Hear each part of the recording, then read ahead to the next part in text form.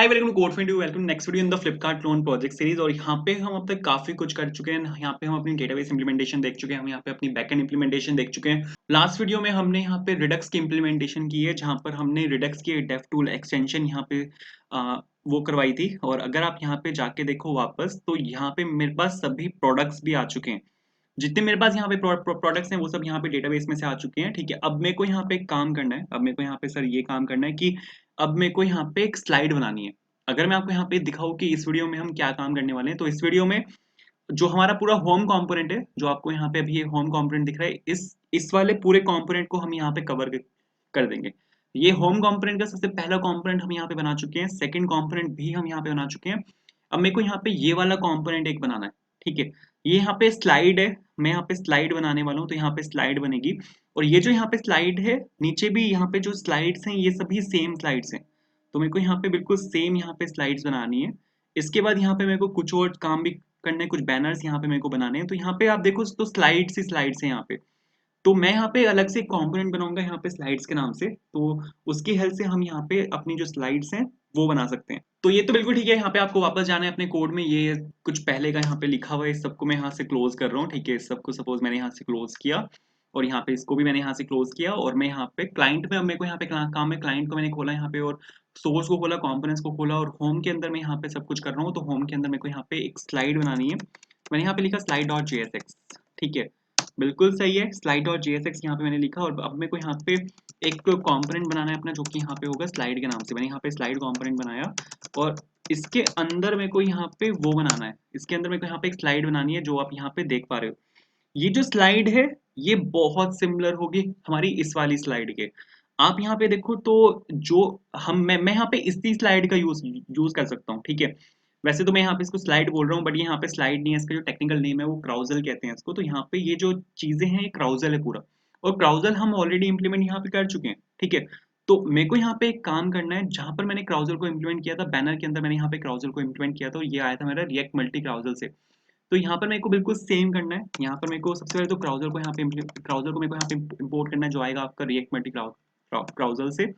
और यहाँ पे सपोज मैंने यहाँ पे डाला क्राउजल, और यहाँ पे ये आपका आ चुका है क्राउजल। ठीक है, और इसको सपोज मैंने यहाँ से किया एक्सपोर्ट, एक्सपोर्ट डिफॉल्ट, और यहाँ पे सपोज स्लाइड लिख के मैंने यहाँ से इसको एक्सपोर्ट किया। कहाँ पे मेरे को इसको इंपोर्ट करना है, इसको मेरे को यहाँ पे इंपोर्ट करना पड़ेगा बैनर के अंदर।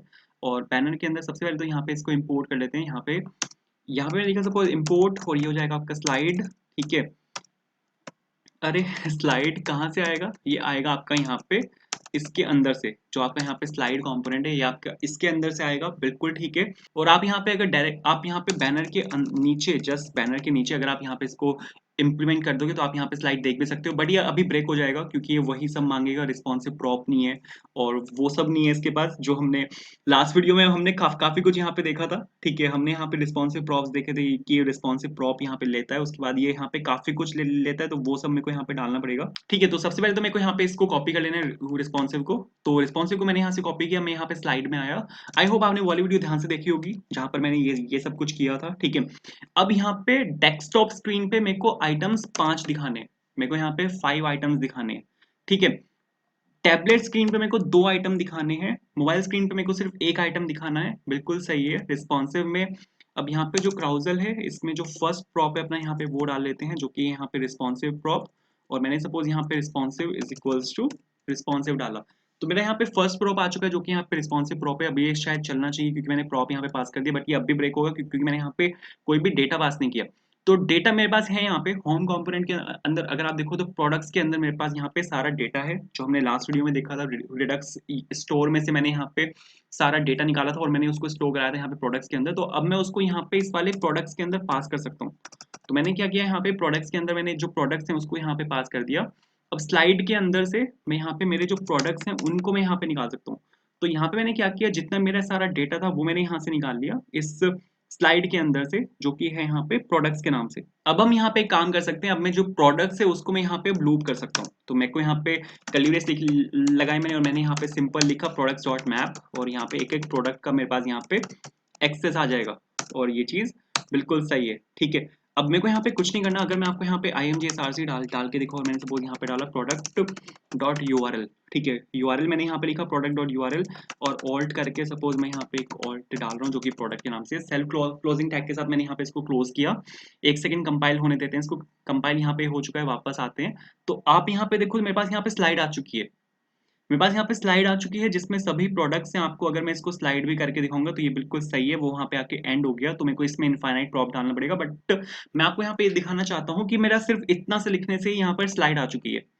ठीक है, मेरी मेरी यहाँ पे जो स्लाइड है वो यहाँ पे बिल्कुल परफेक्टली आ चुकी है। इसमें मेरे को कुछ सीएसएस को हैंडल करना है, काफी चीजें मेरे को यहाँ पे इसमें हैंडल करनी है। सबसे पहले तो जो प्रॉप्स है यहाँ पे अपने वो पास कर लेते हैं, जैसे स्वाइपेबल और ड्रैगेबल, ये चीज मेरे को चाहिए।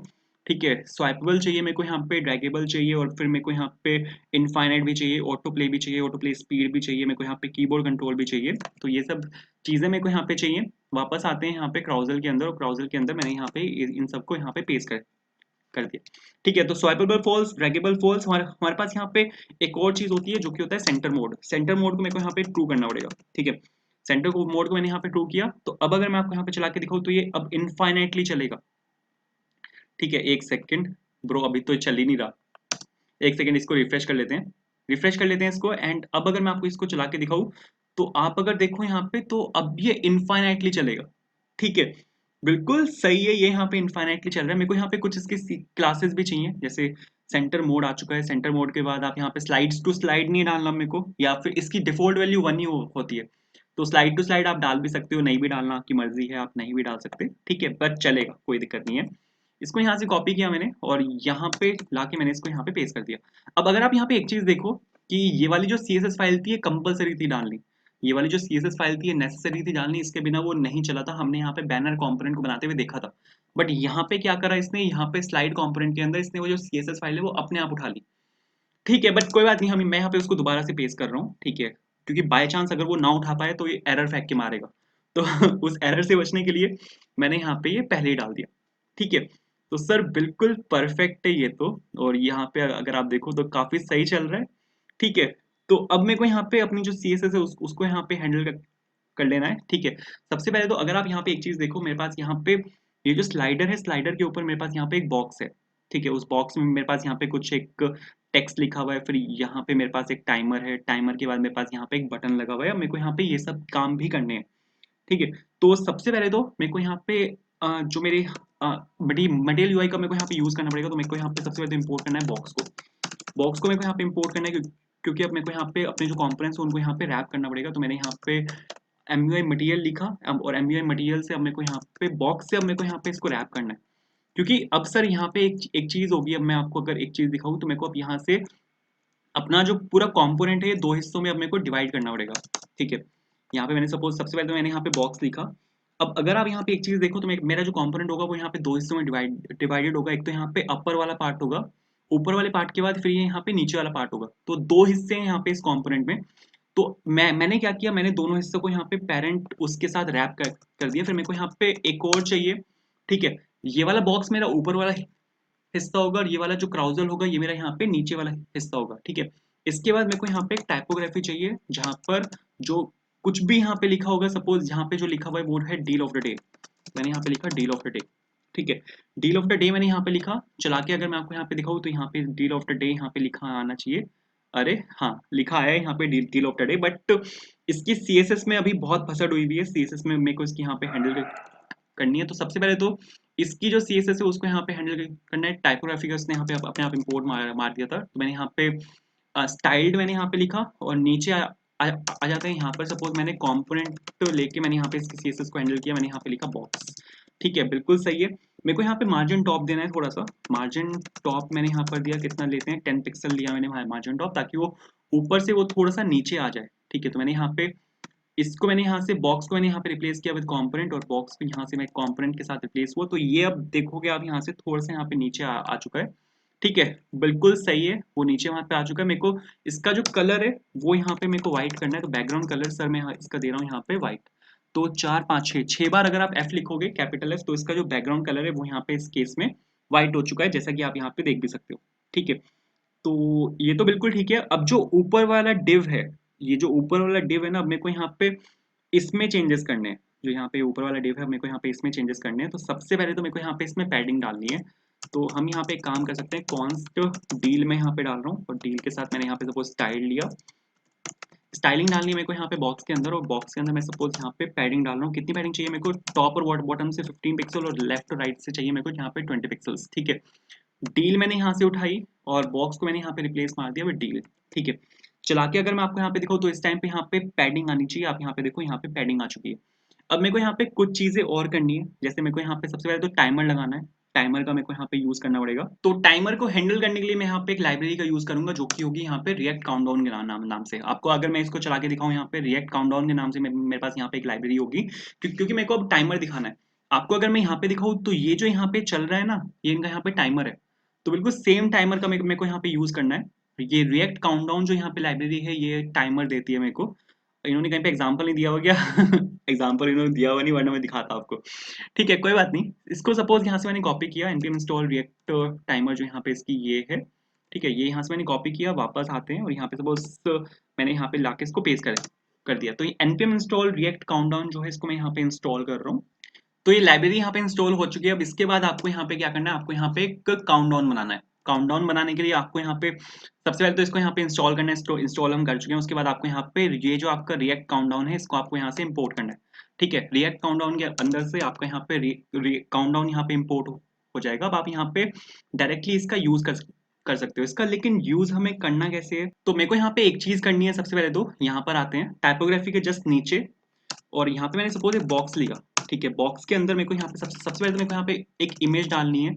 इमेज के अंदर मेरे को यहाँ पे काउंटडाउन का वो ये दिखाना है। ये वाला जो लोगो है ना, यहाँ पे क्लॉक वाला लोगो, मेरे को यहाँ पे ये दिखाना है। तो इसको दिखाने के लिए आपको सबसे पहले तो वीडियो डिस्क्रिप्शन में जाना है, वहां पर आपको गूगल ड्राइव का लिंक मिलेगा। ठीक है, उस गूगल ड्राइव के लिंक में से आपको ये वाला यूआरएल यहाँ पे कॉपी कर लेना है, जो कि आपका टाइमर यूआरएल वाला यहाँ पे यूआरएल है। इसको आपको यहाँ से कॉपी कर लेना है, वापस आना है और आपको यहाँ पे लाके इसको पेस्ट कर देना है। ठीक है, और इसको आपको इसके सोर्स में यहाँ पर आपको पेस्ट कर देना है, टाइमर यूआरएल। बिल्कुल ठीक है। इसके बाद आपको यहाँ पे ऑल्ट करके यहाँ पे टाइमर लिखा सपोज मैंने, और यहाँ पे सपोज मैंने इसको यहाँ पे क्लोज कर दिया। तो अभी अगर अगर आप देखोगे तो यहाँ पे मेरे पास एक टाइमर आना चाहिए। आप यहाँ पर देखो, मेरे पास यहाँ पर एक टाइमर आ चुका है। ठीक है, अब हम यहाँ पे एक काम कर सकते हैं कि इसके जस्ट नीचे मैं यहाँ पे डाल रहा हूँ काउंटडाउन। ठीक है, काउंटडाउन में यहाँ पे डाल रहा हूँ, और काउंटडाउन का हम यूज कैसे करते हैं, हम यहाँ ये एक लेता है यहाँ पे डेट प्रॉप। आप यहाँ पे देखो, ये एक डेट प्रॉप यहाँ पे लेता है। ठीक है, तो यहाँ पे सपोज मैंने इसके अंदर डेट प्रॉप पास किया। बिल्कुल ठीक है, और डेट प्रॉप के अंदर अब मेरे को जो वैल्यू है उसको मिली सेकेंड्स में पास करनी पड़ेगी। तो मेरे को 14 आवर्स दिखाने हैं, तो 14 आवर्स को मेरे को एक्चुअल में मिली सेकेंड्स में कन्वर्ट करना पड़ेगा। तो 14 आवर्स को अगर आप मिली सेकेंड्स में कन्वर्ट करोगे तो कुछ ये वैल्यू आती है। यहाँ पे मैंने क्या किया है, 14 आवर्स को मैंने यहाँ पे मिली सेकेंड में कन्वर्ट किया है। इसने मेरे को दिया है 5.04 E+7। मेरे को यहाँ पे इसको कॉपी कर लेना है और इसको मेरे को ऐड कर देना है डेट डॉट नाउ में। डेट डॉट नाउ मैंने यहाँ पर निकाला, और यहाँ पे डेट डॉट नाउ में मैंने यहाँ पे इसको ऐड कर दिया। तो ये यहाँ पे हमने काउंटडाउन का यहाँ पे यूज किया है, तो ये तो बिल्कुल सही है। इसको यहाँ से क्लोज करते हैं। चला के अगर मैं आपको यहाँ पे दिखाऊँ तो बिल्कुल परफेक्ट चलेगा। आप यहाँ पे देखो, मेरे पास यहाँ पे काउंटडाउन आ चुका है। बट आप यहाँ पे अब मेरे को यहाँ पे कुछ फॉर्मेटिंग करनी है। फॉर्मेटिंग मेरे को यहाँ पे ये करनी है। सबसे पहले तो मेरे को यहाँ पे ये 0 0 नहीं दिखाना। मेरे को नहीं पता ये यहाँ पे क्या चीज़ है, ये डेज है क्या शायद यहाँ पे, क्योंकि मेरे को सिर्फ आवर्स तक दिखाना है। आवर्स, मिनट्स और सेकंड्स मेरे को यहाँ पे दिखाने हैं। और एक और चीज़ है, अगर ये 10 से कम जाता है तो मेरे को वहाँ पे 9 नहीं दिखाना, 09 दिखाना है। तो हम यहाँ पे एक्चुअल में इसको मॉडिफाई कर सकते हैं। हमारे पास यहाँ पर एक ये वाला फंक्शन होता है जो कि रेंडर फंक्शन होता है। हम यहाँ पे इस रेंडर फंक्शन का यूज कर सकते हैं, क्योंकि यहाँ पे इसके अंदर एक प्रॉप होता है जो कि रेंडर के नाम से होता है। और हम यहाँ पे रेंडर का एक्चुअल में यूज कर सकते हैं कि हम एक्चुअल में चाहते कैसे हैं। ठीक है, तो मैंने यहाँ पे क्या किया, मैंने यहाँ पर रेंडर को यहाँ पे इसके अंदर पास कर दिया। अब मैं यहाँ पे रेंडर को कॉल कर रहा हूँ एज अ फंक्शन। अरे, रेंडर को मैंने यहाँ पे एज अ फंक्शन यहाँ पे कॉल किया, जो बिल्कुल ठीक है। ये वैल्यू लेता है आपके उसमें कॉन्स्ट मेरे को यहाँ पे लिखना पड़ेगा। ये वैल्यू लेता है, एक ऑब्जेक्ट यहाँ पर आता है। ऑब्जेक्ट के अंदर यहाँ पे आवर्स आते हैं, ऑब्जेक्ट के अंदर यहाँ पे मिनट्स आते हैं, और ऑब्जेक्ट के अंदर ही यहाँ पे सेकंड्स आते हैं। अब इसके अंदर मैं यहाँ पे यूज कर सकता हूँ बॉक्स का। मैंने यहाँ पे लिखा रिटर्न बॉक्स, और सपोज वेरिएंट में इसका स्पैन डाल रहा हूँ। बॉक्स को हम स्पैन में चेंज कर सकते हैं, ये मैंने आपको सिखाया था। ठीक है और बिल्कुल सही है। अब मेरे को वहां पे आर्स नहीं चाहिए, तो मेरे को इसको अब कन्वर्ट करना पड़ेगा आर्स में। ठीक है, कि मेरे को सर यहाँ पे आवर्स चाहिए, उसके बाद मेरे को यहाँ पे कॉलन लगाना है, कॉलन डाल के मेरे को यहाँ पे स्पेस डालना है, और मेरे को यहाँ पे मिनट्स दिखाने हैं, मिनट्स डाल के मेरे को यहाँ पे स्पेस दिखाना है, और मेरे को यहाँ पे सेकंड्स दिखाने हैं, सेकंड्स दिखाने के बाद मेरे को यहाँ पे लेफ्ट भी दिखाना है। तो आप यहाँ पे क्या कर रहे हो, अपने हिसाब से इसको मॉडिफाई कर रहे हो। तो ये आप यहाँ पे कर सकते हो अपने हिसाब से। यहाँ पे आपको जो आपको दिखाना है आवर्स, मिनट्स और सेकंड्स, रिएक्ट काउंटडाउन की हेल्प से आप उसको यहाँ पे मॉडिफाई कर सकते हो। चला के अगर मैं आपको यहाँ पे दिखाऊंगा, बिल्कुल परफेक्ट चलेगा। आप यहाँ पे देखो 13, 59, 54 लेफ्ट, तो ये तो सर बिल्कुल परफेक्ट चल रहा है।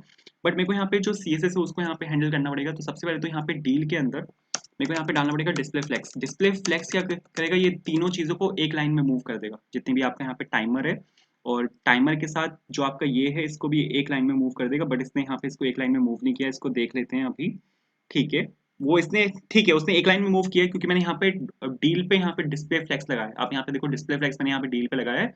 तो इसने यहाँ पे इसका जो चाइल्ड कंपोनेंट है उसको एक लाइन में मूव कर दिया, और बॉक्स को उसने एक लाइन में मूव कर दिया। मेरे को यहाँ पे जो बॉक्स है उस पे यहाँ पे CSS लगानी पड़ेगी। तो सपोज इसको मैं ले रहा हूँ यहाँ पे टाइमर के नाम से। ठीक है, इसको मैंने यहाँ पे टाइमर के नाम से लिया। अब ये जो टाइमर है, अब मेरे को यहाँ पे इसके ऊपर CSS लगानी है। ठीक है, मैंने यहाँ पे लिया कॉन्स्ट, और ये आ जाएगा आपका timer is equals to styled, और ये सपोज आ जाएगा यहाँ पे बॉक्स, क्योंकि वो एक बॉक्स था वहाँ पे। अब मेरे को इसके ऊपर यहाँ पे CSS लगानी है। सबसे पहले तो मेरे को यहाँ पे डालना है मार्जिन लेफ्ट। ठीक है, सबसे पहले ये नहीं, सबसे पहले तो मेरे को यहाँ पे डालना है डिस्प्ले फ्लेक्स, कि सर वो एक लाइन में ला लेके आना है पहले उनको। तो आपका जो टाइम है और जो आपका यहाँ पे टाइम का आइकन है वो भी यहाँ पे एक लाइन में आना चाहिए। बिल्कुल ठीक है। इसके बाद मेरे को यहाँ पे डालना है मार्जिन लेफ्ट, क्योंकि ये बिल्कुल एक दूसरे से चिपके हुए हैं। तो यहाँ पे सपोज मार्जिन लेफ्ट मैंने डाला, मार्जिन हाइफन लेफ्ट, और कितना चाहिए, सपोज यहाँ पे सपोज 10 पिक्सल डाल रहा हूँ मैं, कि आपका मार्जिन लेफ्ट जो है वो यहाँ पे 10 पिक्सल आ जाए। बिल्कुल सही है। सेंटर अलाइन नहीं है ये, तो इसको हम डाल सकते हैं सेंटर अलाइन, हम कर सकते हैं अलाइन आइटम्स, और यहाँ पे मैं डाल रहा हूँ सपोज सेंटर। ठीक है, तो यहाँ पे इस टाइम पे सेंटर अलाइन होने चाहिए। एक कलर मेरे को यहाँ पे चाहिए, जो टेक्स्ट कलर है उसको मेरे को यहाँ पे चेंज करना है। तो वो हम चेंज कर सकते हैं। 7F डाल रहा हूँ मैं, जो वहाँ पे उन्होंने भी डाला हुआ है। तो अब अगर आप देखोगे तो बिल्कुल परफेक्ट है, बिल्कुल सही सही चल रहा है। लेकिन डील ऑफ द डे थोड़ा ऊपर हो गया और ये थोड़ा सा नीचे हो गया, तो एक ठीक है। सबसे पहले तो मेरे को यहाँ पे एक काम करना है, ये हो रहा है आपका आइकन की वजह से। तो आइकन की जो विथ है उसको मेरे को यहाँ पे चेंज करना पड़ेगा, ताकि ये थोड़ी सी आइकन थोड़ा सा छोटा हो जाए। मेरे को यहाँ पे विथ डालनी है इसकी 24 पिक्सल्स। तो विथ मैंने यहाँ पे डाली इसकी 24 पिक्सल्स, तो आइकन आपका थोड़ा छोटा हो जाएगा। बिल्कुल सही है, तो ये तो बिल्कुल ठीक चल रहा है। अब ये वाला जो मेरा यहाँ पे CSS इसकी इसको मेरे को यहाँ पे चेंज करना है। और तो इसको ले लेते हैं सपोज डील टेक्स्ट। ठीक है, जो कंपोनेंट का नाम है CSS के कंपोनेंट का नाम, उसको मैं ले रहा हूँ सपोज यहाँ पे, अरे ब्रो बढ़िया। इसको मैं ले रहा हूँ सपोज यहाँ पे डील डील टेक्स्ट, और यहाँ पे मेरे को यहाँ पर अब मेरे को एक CSS लगानी है, जो कि होगी आपकी यहाँ पे डील टेक्स्ट के नाम से। तो सपोज मैंने यहाँ पे लिया const deal text is equals to styled, और यहाँ पे आ जाएगा आपका टाइपोग्राफी, क्योंकि वो जो वहाँ पे है वो टाइपोग्राफी है। टाइपोग्राफी के ऊपर मेरे को यहाँ पे CSS लगानी है। तो सबसे पहले तो यहाँ पे फोन साइज मेरे को चेंज करना है। फोन साइज बाय डिफॉल्ट वो 16 है। ठीक है, मेरे को यहाँ पे इसको करना है 22, तो मैंने यहाँ पे 22 किया ताकि थोड़ा सा बड़ा हो जाए। ठीक है, थोड़ा सा बोल्ड मेरे को यहाँ पे करना है। बोल्ड हम कर सकते हैं फोंट वेट की हेल्प से। यहाँ पे 600 मैंने वैल्यू दी इसकी। ठीक है, 600, 500 नॉर्मल होता है, 600 यहाँ पे थोड़ा सा बोल्ड हो जाएगा। बिल्कुल सही है। ठीक है, थोड़ी सी लाइन हाइट मेरे को चेंज करना है, थोड़ा सा मार्जिन राइट देना है। तो मार्जिन राइट मेरे को यहाँ पे देना है। मार्जिन राइट डाल रहा हूँ सपोज मैं यहाँ पे 25 पिक्सल्स। बिल्कुल सही है, तो मार्जिन राइट से यहाँ पे थोड़ा सा मार्जिन आएगा, और ये जो टाइमर है थोड़ा सा दूर हो जाएगा। बिल्कुल सही है। लाइन हाइट देते हैं। ठीक है, तो यहाँ पे सपोज लाइन हाइट में दे रहा हूँ, कितनी दे, 32 पिक्सल दे देते हैं। 32 पिक्सल शायद इनफ होनी चाहिए। तो वैसे पता नहीं चलेगा लाइन हाइट का। बिल्कुल ठीक है। अब मेरे को यहाँ पे एक काम करना है। तो टाइमर मैंने यहाँ पे डाल दिया। आप यहाँ पे देखो डील ऑफ द डे का यहाँ पे टाइमर आ चुका है। अब टाइमर डालने के बाद अब मेरे को यहाँ पे इसके नीचे एक बटन लगाना है। तो बटन हम लगा सकते हैं, हमने बटन लगाना सीखा है। हम कैसे लगा सकते हैं, काफी जगह हम बटन यूज भी कर चुके हैं। तो सपोज स्टाइल से पहले लिख रहा हूँ मैं, क्योंकि स्टाइल को मेरे को बाद में ओवरराइड कराना होता है। मैंने सपोज यहाँ पे बटन कंपोनेंट जो है मेरा, यहाँ पे मैंने उसको इंपोर्ट किया। बिल्कुल सही है। अब जो बटन कंपोनेंट है यहाँ पे टाइमर के जस्ट बाद आएगा। ठीक है, तो टाइमर के जस्ट बाद यहाँ पे बटन कंपोनेंट आएगा, और बटन कंपोनेंट होगा मेरे यहाँ पे व्यू ऑल के नाम से। ठीक है, इसमें इसके वेरिएंट को मेरे को यहाँ पे चेंज करना है। वेरिएंट में मेरे को यहाँ पे कलर फील्ड चाहिए, तो सर मेरे को यहाँ पे कंटेंट डालना पड़ेगा। वेरिएंट में मैंने यहाँ पे कंटेंट डाला, तो मेरे पास यहाँ पे एक बटन आएगा जो कि बिल्कुल परफेक्ट आएगा। ये बटन मेरे पास यहाँ पर आ चुका है। इसके कलर को मेरे को यहाँ पे चेंज करना है। कलर में डाल रहा हूँ यहाँ पे प्राइमरी। वैसे अब भी वो प्राइमरी है, बट ठीक है, थोड़ा सा ब्लूइश, थोड़ा शेड अलग हो जाएगा। इसके बाद यहाँ पे इस बटन की जो CSS है उसको मेरे को यहाँ पे चेंज करना है। तो मैंने यहाँ पे लिखा सपोज कॉन्स्ट और व्यू ऑल बटन। ठीक है, स्टाइल्ड आ गया यहाँ पे। और ये जो आपका CSS वाला कंपोनेंट है किस पे लगेगा, ये मेरा लगेगा यहाँ पे बॉक्स के ऊपर, बॉक्स नहीं बटन के ऊपर, बॉक्स बटन के ऊपर लगेगा। सर बिल्कुल ठीक है। अगर आप कर दोगे margin left auto, margin left auto क्या करेगा, इसको राइट साइड में अलाइन कर देगा। ठीक है, margin left auto right side में इसको अलाइन कर देगा। एक जगह हमने मार्जिन टॉप ऑटो भी किया था जिसने कंपोनेंट को बॉटम में अलाइन किया था। तो अगर अब मैं आपको यहाँ पे चला के दिखाऊँ तो ये जो मेरा बटन है राइट साइड आके यहाँ पे अलाइन होना चाहिए। हाँ परफेक्ट। तो सर ये तो बिल्कुल ठीक है। मेरे को इसको बैकग्राउंड कलर को यहाँ पे चेंज करना है। वही प्राइमरी देने की यहाँ पे जरूरत ही नहीं थी, क्योंकि बैकग्राउंड कलर में तो मैं वैसे भी चेंज ही करने वाला हूँ। कोई बात नहीं, चलो ठीक है, चलता है, होता है, जिंदगी है। बैकग्राउंड कलर मेरे को यहाँ पे चेंज करना है, और बैकग्राउंड कलर मेरे को वही देना है 2874F0। रट्टा लग गया इस कलर का तो। बॉर्डर रेडियस मेरे को थोड़ा सा कम करना है। बॉर्डर रेडियस बाय डिफॉल्ट वो शायद 4 पिक्सल या 5 पिक्सल देता है, जो कि बहुत ज़्यादा है। फ्लिपकार्ट में इन्होंने हर जगह 2 पिक्सल डाला हुआ है। तो मैंने यहाँ पे जो बटन का बॉर्डर रेडियस है उसको यहाँ पे चेंज किया, बटन के कलर भी यहाँ पे चेंज हो चुका है। मेरे को यहाँ पे इसका जो फॉन्ट साइज है उसको यहाँ पे चेंज करना है। फॉन्ट साइज में दे रहा हूँ यहाँ पे सपोज 13 पिक्सल्स। ठीक है, तो फॉन्ट साइज मैंने यहाँ पे 13 पिक्सल दिया। अब बिल्कुल परफेक्ट है। एक चीज़ मेरे को यहाँ पे चेक करनी है। हाँ ठीक है, तो सर ये तो बिल्कुल ठीक है। फ़ॉन्ट वेट थोड़ा-सा अगर आप चेंज करना चाहो तो आप दे सकते हो, क्योंकि उनका भी थोड़ा-सा वहाँ पे बोल्ड है। तो फ़ॉन्ट वेट मैंने यहाँ पे दिया 600। ठीक है, तो ये थोड़ा-सा यहाँ पे बोल्ड होना चाहिए, थोड़ा-सा बोल्ड हो चुका है। आप यहाँ पे देखो, इनका भी यहाँ पे थोड़ा-सा बोल्ड है। तो सर ठीक है, बिल्कुल परफेक्ट है। View all and view all, हाँ करेक्ट है। अब यहाँ पे इसके नीचे मेरे को यहाँ पे एक लाइन लाइन खींचनी है। लाइन हम खींच खींच सकते हैं, मतलब अगर आप MUI में हमारे पास एक HTML में एक टैग होता है, अगर आपने सुना हो हेडर रो के नाम से, HR टैग कहते हैं उसको। हेडर रो का जो यहाँ पे रिप्लेसमेंट है वो यहाँ पे डिवाइडर है। हम यहाँ पे डिवाइडर यूज कर सकते हैं। डिवाइडर इंटरनली HR टैग का ही यूज करता है। HR टैग का हम यहाँ पे यूज करते हैं। आप यहाँ पे देखो, ये जो यहाँ पे लाइनें खींची हुई है ना, ये डिवाइडर से खींची हुई है। आप यहाँ पे देखो, हम यहाँ पे डिवाइडर कंपोनेंट का यूज कर रहे हैं। तो मेरे को यहाँ पे इसी डिवाइडर कंपोनेंट का यूज करना है, और इसी डिवाइडर कंपोनेंट का यूज करके मेरे को यहाँ पे एक लाइन खींचनी है। तो यहाँ पे बटन से स्टाइल से पहले मैं यहाँ पे एक डिवाइडर जो मेरा कंपोनेंट है उसको मैं यहाँ पे सपोज इम्पोर्ट किया मैंने, बिल्कुल सही है। और अब जहाँ पर मेरा डील खत्म हो रहा है, डील और ब्राउजर के बीच में मेरे को यहाँ पे एक लाइन खींचनी है, तो मैंने यहाँ पे डिवाइडर लिखा। बस आपको इतना सा लिखना है। आप यहाँ पे देखोगे कि एक लाइन आ चुकी होगी। आप यहाँ पे देखो, एक लाइन आ चुकी है। ठीक है, अब मेरे को यहाँ पे क्या करना है, जो यहाँ पे क्राउजल वाला है, क्राउजल की जो यहाँ पे अब CSS है उसको मेरे को यहाँ पे अब हैंडल करना है। तो ठीक है, एक काम करते हैं। सबसे पहले तो यहाँ पे इस पूरे को एक बॉक्स में रैप करते हैं, क्योंकि अब मेरे को इमेज नहीं चाहिए, सिर्फ खाली इमेज नहीं दिखानी मेरे को। अब मेरे को यहाँ पे बाकी जो मेरे कंपोनेंट्स हैं, अब यहाँ पे मेरे को वो भी दिखाने हैं। तो सपोज यहाँ पे मैंने बॉक्स लिखा। बॉक्स के बाद अब मेरे को यहाँ पे एक हमारे पास यहाँ पे बॉक्स के अंदर एक प्रॉप होता है जो कि होता है टेक्स्ट अलाइन। टेक्स्ट अलाइन हम यहाँ पे सेंटर डाल सकते हैं। तो जितना भी आपका सारा डेटा होगा, मतलब जो भी आपका सारा इसके अंदर जो कुछ भी होगा वो यहाँ पे सेंटर अलाइन हो जाएगा, जैसे कि आप यहाँ पे देख भी सकते हो। ठीक है, एक पैडिंग डालना है मेरे को यहाँ पे, क्योंकि अभी अगर आप देखो तो ये बिल्कुल ऊपर से चिपका हुआ है। ठीक है, ऐसा मेरे को नहीं चाहिए सर। मेरे को यहाँ पे एक पैडिंग चाहिए होगी। पैडिंग सपोज टॉप और बॉटम से मैं डाल रहा हूँ यहाँ पे 25 पिक्सल्स, और लेफ्ट और राइट से मैं यहाँ पे डाल रहा हूँ 15 पिक्सल्स। ठीक है, और ये पैडिंग मैंने यहाँ पे डाली, बिल्कुल ठीक है। चला के अगर मैं आपको यहाँ पे दिखाऊँ तो यहाँ पे पैडिंग आनी चाहिए। पैडिंग यहाँ पर आ चुकी है, बिल्कुल सही है। इमेज को मेरे को यहाँ पे चेंज करना है, इमेज के CSS को मेरे को यहाँ पे चेंज करना है, बिकॉज इमेज ने यहाँ पे बहुत बुरा हाल मचाया हुआ है।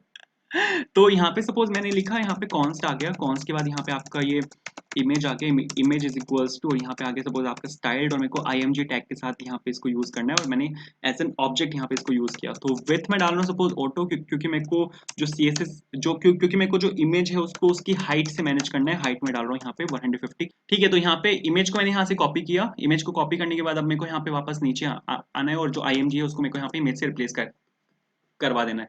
तो अब बिल्कुल परफेक्ट चलना चाहिए। अब अगर मैं आपको यहाँ पे दिखाऊँ तो अब बिल्कुल परफेक्ट चल रहा है। तो जो आपका स्लाइडर है वो यहाँ पे, उसकी जो इमेजेस हैं वो यहाँ पे बिल्कुल परफेक्ट आ चुकी हैं, और जो स्लाइडर का जो हेडर है वो भी बिल्कुल यहाँ पे परफेक्ट आ चुका है। तो हम काफी क्लोज हैं, जैसा कि इनका है वैसा ही हमारा आ चुका है। ठीक है, लेकिन हमारे हमारे में नीचे यहाँ पे टेक्स्ट नहीं लिखा हुआ, तो टेक्स्ट हम यहाँ पे लिख सकते हैं with help of typography. Typography की हेल्प से हम यहाँ पे जो टेक्स्ट है अपना वो यहाँ पे डाल सकते हैं विदाउट एनी इश्यूज। ठीक है, तो यहाँ पे सपोज टाइपोग्राफी मैंने दिया, और टाइपोग्राफी के अंदर से अब मेरे को यहाँ पे कुछ चीजें निकालनी है। जैसे सबसे पहले तो मेरे को यहाँ पे टाइटल निकालना है। टाइटल के अंदर, टाइटल अगर आपको याद हो तो एक ऑब्जेक्ट था, दिखाई दे देता हूँ किसको याद याद रहता है। मेरे को याद नहीं है। ठीक है, लेकिन हाँ मेरे को याद है, मजाक कर रहा हूँ। टाइटल यहाँ पे एक ऑब्जेक्ट था, और ऑब्जेक्ट के अंदर हमारे पास यहाँ पे शॉर्ट टाइटल थे और लॉन्ग टाइटल थे। आप यहाँ पे देखो, ये पूरा ऑब्जेक्ट आ रहा है मेरे पास। ये पूरा ऑब्जेक्ट यहाँ पे इस प्रोडक्ट के अंदर है, ठीक है। अब इस प्रोडक्ट के अंदर से मेरे को यहाँ पे टाइटल निकालना है, और टाइटल यहाँ पे दो तरह का, एक तो शॉर्ट टाइटल है, एक यहाँ पे लॉन्ग टाइटल है। शॉर्ट टाइटल यहाँ पे स्लाइडर के लिए, अगर आपको यहाँ पे स्लाइडर में दिखाना है तो यहाँ पे शॉर्ट टाइटल चलेगा, बट जब आप इसको खोल के यहाँ पे इसका डिटेल चेक करोगे तो उस केस में चलेगा लॉन्ग टाइटल। तो अब मेरे को यहाँ पे क्या करना है, टाइटल के अंदर एक फील्ड है, यहाँ पे प्रोडक्ट के अंदर एक फील्ड है टाइटल के नाम से, उसके अंदर एक फील्ड है जो कि है शॉर्ट टाइटल के नाम से। अब मेरे को यहाँ पे शॉर्ट टाइटल निकालना है, तो जैसे मैंने यहाँ पे शॉर्ट टाइटल निकाला, आप यहाँ पे देखोगे एक टेक्स्ट यहाँ पे आना चाहिए, आप यहाँ पे देखो एक टेक्स्ट यहाँ पर आ चुका है, बिल्कुल ठीक है। इसके नीचे मेरे को यहाँ पे एक और टाइपोग्राफी चाहिए, टाइपोग्राफी में यहाँ पे अब मेरे को चाहिए प्रोडक्ट डॉट और यहाँ पे आपका डिस्काउंट क्या है, ठीक है। डिस्काउंट हमारे पास यहाँ पर एक फील्ड है, अगर मैं आपको यहाँ पे दिखाऊँ तो ये आपका डिस्काउंट है यहाँ पे, जिस पे लिखा हुआ है एक्स्ट्रा 10% ऑफ। तो ये मैंने यहाँ पे डिस्काउंट लिया, डिस्काउंट के बाद आपको यहाँ पे एक टैगलाइन एक फील्ड है हमारे पास, यहाँ पे मेरे को वो निकालनी है। तो मैंने सपोज यहाँ पे लिया प्रोडक्ट और डॉट टैगलाइन, ठीक है सर। प्रोडक्ट डॉट टैगलाइन मैंने यहाँ पे लिया, आप यहाँ पे देखो ये यहाँ पे डिस्काउंट की जस्ट नीचे यहाँ पे टैगलाइन है।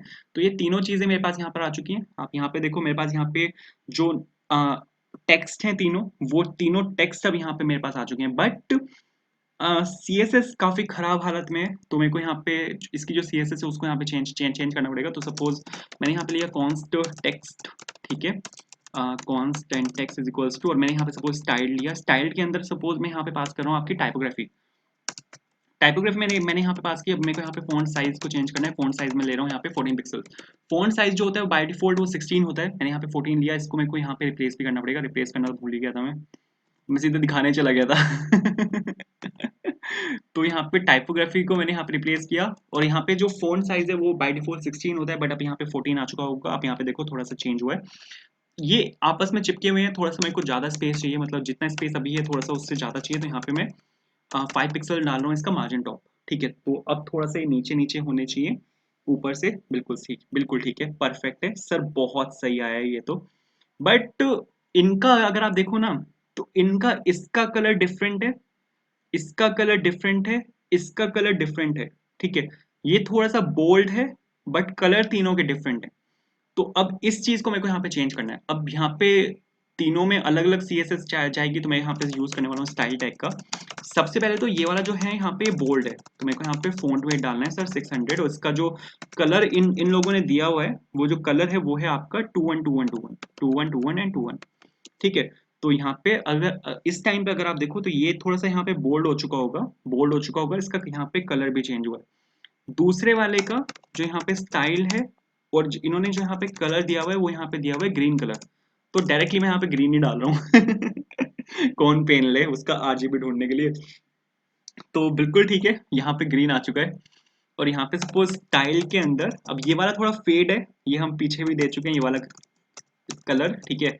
हमने यहाँ पे भी दिया था, टाइमर में हमने दिया था ये वाला कलर जो कि है 212121, ठीक है। तो ये वाला कलर मैंने यहाँ पे डाला जो कि है आपका 212121, और जो यहाँ पे कलर है वो यहाँ पे चेंज होना चाहिए, बट चेंज हुआ है वो, बट दिख नहीं रहा, उतना विजिबल नहीं है, क्योंकि इन्होंने क्या किया हुआ है इसकी ओपेसिटी को भी चेंज किया हुआ है। ओपेसिटी सपोज मैं यहाँ पे डाल रहा हूँ 0.6, अरे मोजिला इनिशियल क्यों लग गया, ठीक है। और यहाँ पे मैंने डाला ओपेसिटी मैंने डाली सपोज 0.6, अब आप देखोगे अब बिल्कुल परफेक्ट चल रहा है, बहुत सही बहुत सही। तो यहाँ पे कलर इसका यहाँ पे और हल्का हो गया, अब बिल्कुल जैसा इनका है वैसा ही यहाँ पे हमारा है। तो ये जो स्लाइडर है अपना, ये यहाँ पे बन के बिल्कुल रेडी है। इसका फायदा पता है क्या है, इसका फायदा यहाँ पे ये है, आपको स्लाइडर का फायदा दिखाता हूँ, ठीक है, रिएक्ट का फायदा दिखाता हूँ। एक्चुअली में रिएक्ट का फायदा क्या है, मैंने यहाँ पे स्लाइड को कॉपी किया, पेस्ट कर दिया, जितनी मर्जी आप चाहो यहाँ पे उतनी मर्जी आप यहाँ पे स्लाइड्स बना सकते हो, ठीक है। अभी अगर आपको दिखाऊं मैं यहाँ पे, तो आपको सपोज मैंने यहाँ पे रिफ्रेश किया, करके दिखाता हूँ। तो यहाँ पे आप देखो तो अगर, तो आप यहाँ पे देखो जितनी मर्जी आपको स्लाइड्स चाहिए आप उतनी मर्जी यहाँ पे स्लाइड्स बना सकते हो। तो अपना जो होम पेज है वो बन के बिल्कुल रेडी है, बट अभी यहाँ पे काफी काम रहता है। मैंने यहाँ पे काफी सारी स्लाइड्स बनाई है परफेक्ट है, ठीक है। तो एक्चुअल में अब यहाँ पे क्या है कि आपने यहाँ पे एक सवाल होगा कि सर जितने भी प्रोडक्ट्स हैं स्लाइड्स में वो सभी सेम है। ये मैंने आपको समझाने के लिए सेम रखे हैं, आप चाहो तो डिफरेंट डिफरेंट प्रोडक्ट्स यहाँ पे डाल सकते हो। आपको बस एक काम करना है, आपको यहाँ पे एक काम करना है कि ये जो यहाँ पे आप प्रोडक्ट्स को पास कर रहे हो, क्योंकि मैंने यहाँ पे क्या किया, मैंने यहाँ पे जो फ्रंट एंड का डेटाबेस है रेडक्स, वहां से यहाँ से मैंने प्रोडक्ट्स निकाल के मैंने यहाँ पे स्लाइड के अंदर पास कर दिया। आप यहाँ पे कोई और प्रोडक्ट पास करना चाहते हो तो आपको यहाँ पे ये जो वेरिएबल है आपको इसको चेंज करना है। और यहाँ पे एरे ऑफ प्रोडक्ट आपको एक बनाना है, एरे ऑफ ऑब्जेक्ट आपको बनाना है, और यहाँ पे कोई आप दूसरा वेरिएबल पास कर दोगे जिसमें दूसरे प्रोडक्ट्स हैं, तो यहाँ पे स्लाइड में दूसरे प्रोडक्ट्स आने शुरू हो जाएंगे। इसको मैंने बहुत जेनरिक बनाया है, ठीक है। आप अगर यहाँ पे देखोगे स्लाइड्स को मैंने बहुत जेनरिक बनाया है, यहाँ पे मैंने कुछ भी हार्ड कोड नहीं किया।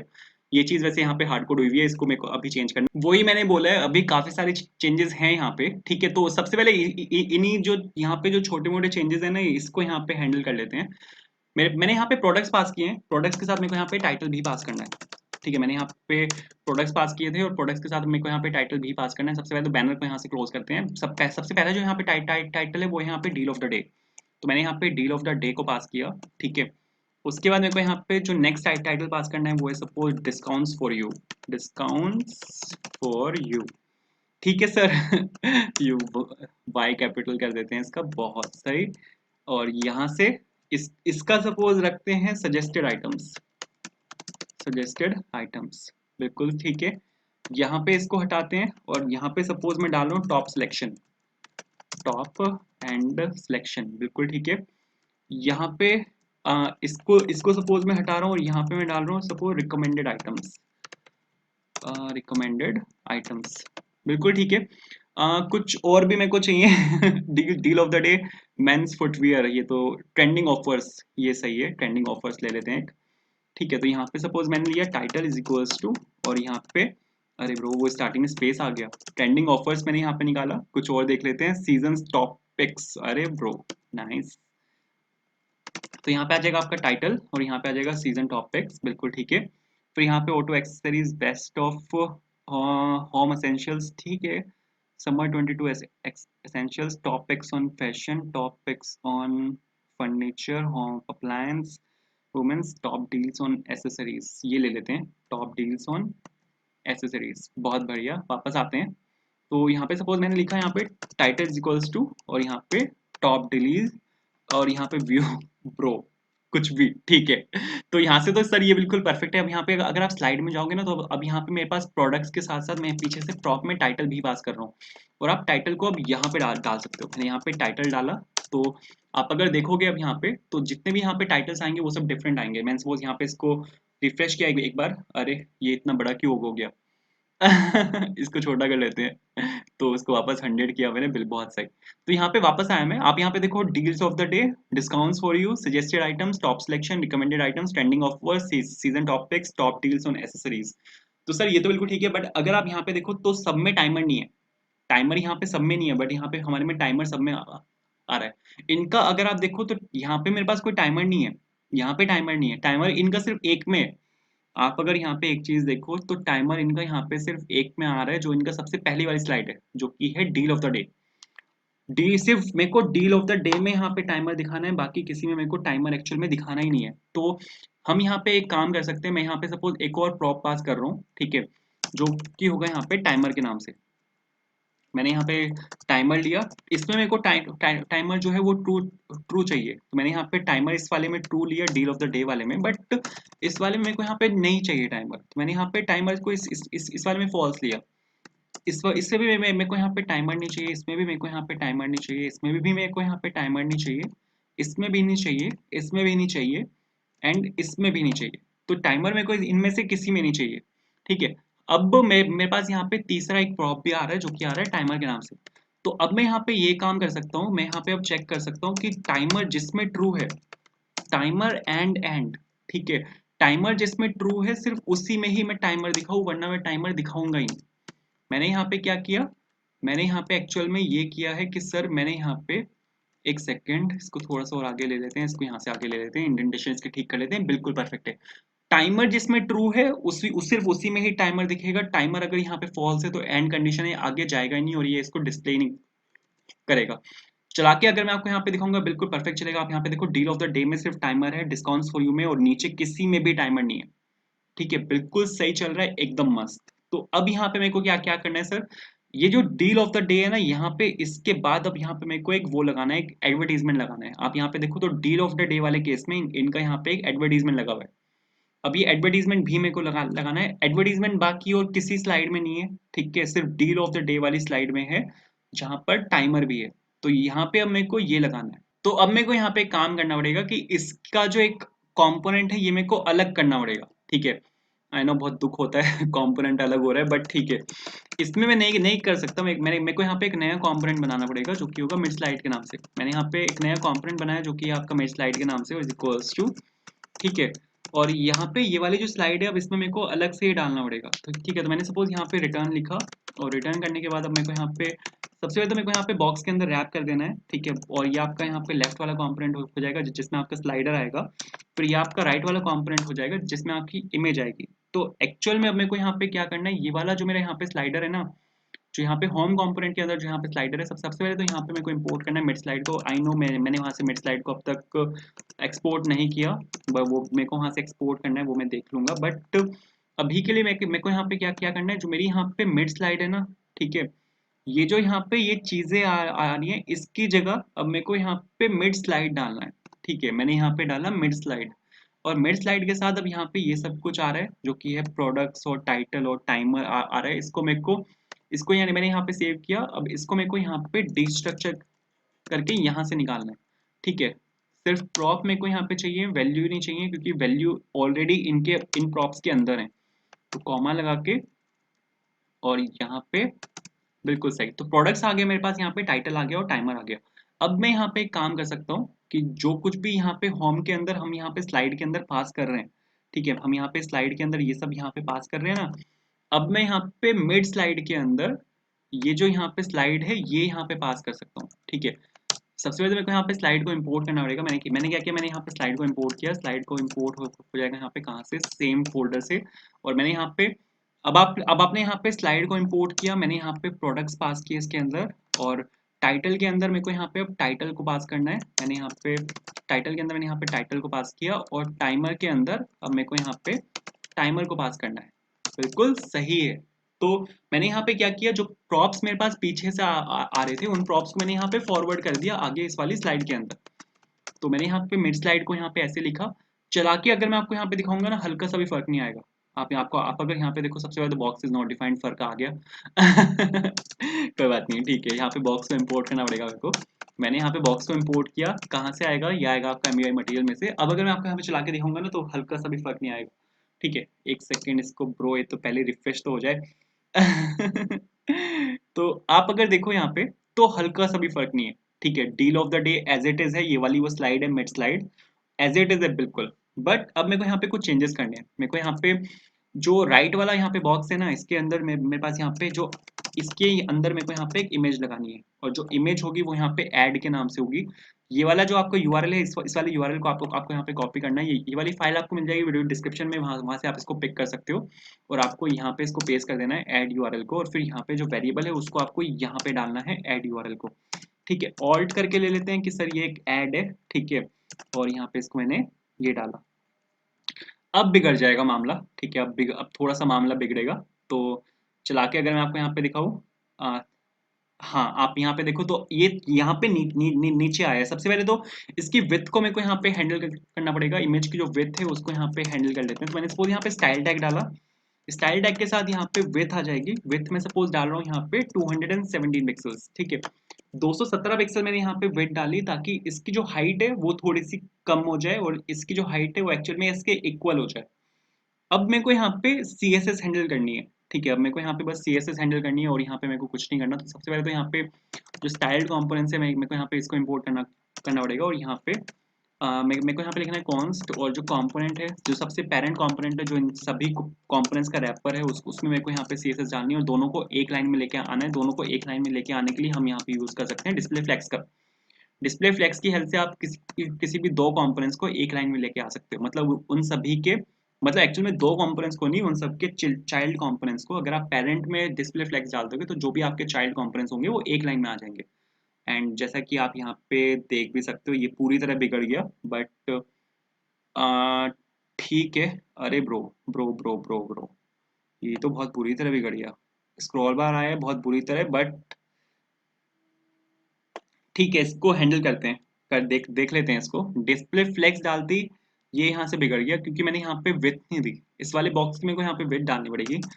एक्चुअली में दोनों बॉक्स की मेरे को यहाँ पे विड्थ डालनी पड़ेगी। तो सबसे पहले मेरे को यहाँ पे लेफ्ट कंपोनेंट लेना पड़ेगा, ठीक है, जो मेरा यहाँ पे क्या बोलते हैं उसको, जो यहाँ पे मेरा स्लाइडर वाला जो कंपोनेंट है उसकी मेरे को यहाँ पे विड्थ को सेट करना पड़ेगा। विड्थ में दे रहा हूँ सपोज यहाँ पे 83%, ठीक है। 83% में विड्थ दे रहा हूँ कि 83% एरिया में सिर्फ ये आए। तो मैंने यहाँ पे विड्थ से बॉक्स को मैंने यहाँ पे इससे रिप्लेस किया, जो मैंने यहाँ पे लेफ्ट कंपोनेंट है इससे चला के अगर मैं आपको यहाँ पे अब भी दिखाऊँ तो स्लाइडर मेरा अब यहाँ पे जो बिल्कुल बाहर निकल गया था वहां तक नहीं जाएगा, ठीक है। अरे क्या हुआ, इसको ये फिक्स क्यों नहीं हुआ? कुछ गड़बड़ है क्या? हाँ गड़बड़ है ना सर, यहाँ पे विड्थ में मैंने यहाँ पे इन्वर्टेड कोमा डाल दिए। ये नहीं आना था। अब शायद इसकी विड्थ फिक्स होनी चाहिए। हाँ विड्थ फिक्स हो चुकी है। आप यहाँ पे देखो विड्थ यहाँ पे फिक्स हो चुकी है। विड्थ फिक्स होते ही ये राइट साइड वाला जो यहाँ पे कंपोनेंट है ये भी बिल्कुल यहाँ पे परफेक्टली आया है। लेकिन थोड़ी सी सीएसएस मेरे को हैंडल करनी पड़ेगी राइट वाले कंपोनेंट की। तो राइट कंपोनेंट वाला जो यहाँ पे जो ऐड वाला कंपोनेंट है उसकी जो सीएसएस है उसको मेरे को यहाँ पे हैंडल करना है। तो सबसे पहले तो यहाँ पे जो राइट कंपोनेंट है उसको मैंने यहाँ पे इसको रिप्लेस करवाया यहाँ पे बॉक्स से, बिल्कुल ठीक है। अब यहाँ पे राइट वाले कंपोनेंट में काफी सारी चीजें मेरे को यहाँ पे हैंडल करनी है। सबसे पहले तो इसका जो बैकग्राउंड कलर है उसको मेरे को यहाँ पे चेंज करना है। तो बैकग्राउंड कलर मेरे को यहाँ पे इसका व्हाइट चाहिए। 1 2 3 4 5 6 बैकग्राउंड कलर मैंने यहाँ पे इसका व्हाइट दिया। तो एक सेकंड देख लेते हैं, व्हाइट शायद दिखेगा भी नहीं।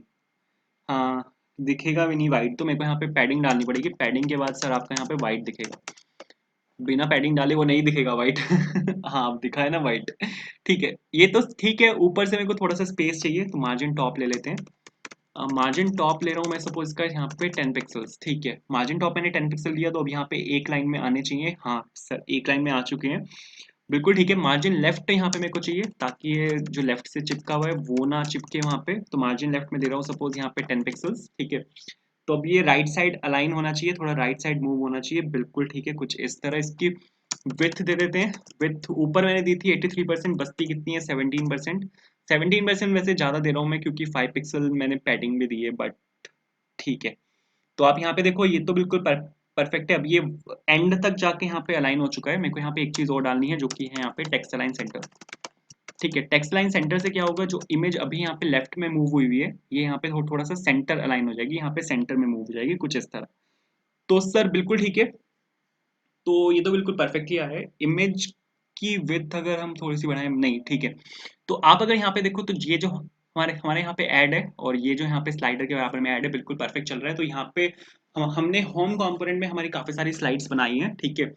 अब कुछ चीजें हैं जैसे यहाँ पे इन्होंने स्लाइड के नीचे यहाँ पे ये बनाया हुआ है, बट हमारी जो एक्चुअल वेबसाइट है उसमें ऐसे नहीं है। हमारी जो एक्चुअल वेबसाइट है उसको अगर आप देखो यहाँ पे तो मेरे को यहाँ पे नीचे ये चाहिए, बैनर चाहिए। मतलब बैनर्स आप कहीं भी लगा सकते हो। अगर आप इंट्रोडक्शन वीडियोस देखो तो यहाँ पे बैनर एक्चुअल में थोड़ा सा नीचे लगाए हुए थे इन्होंने पहले, बट अब इन्होंने वो बैनर्स यहाँ से हटा दिए। तो हम बैनर को एज अ कॉम्पोनेंट यहाँ पे लगाएंगे। आप उनको कहीं पे भी सेट कर सकते हो जहां पर आपका मन है, ठीक है। तो बहुत सही। तो यहाँ पे सबसे पहले तो यहाँ पे मेरे को बैनर बनाने पड़ेंगे। बैनर लगाने के लिए आपको यहाँ पे कंपोनेंट बनाना पड़ेगा। तो कंपोनेंट में बना रहा हूँ सपोज मिड सेक्शन के नाम से।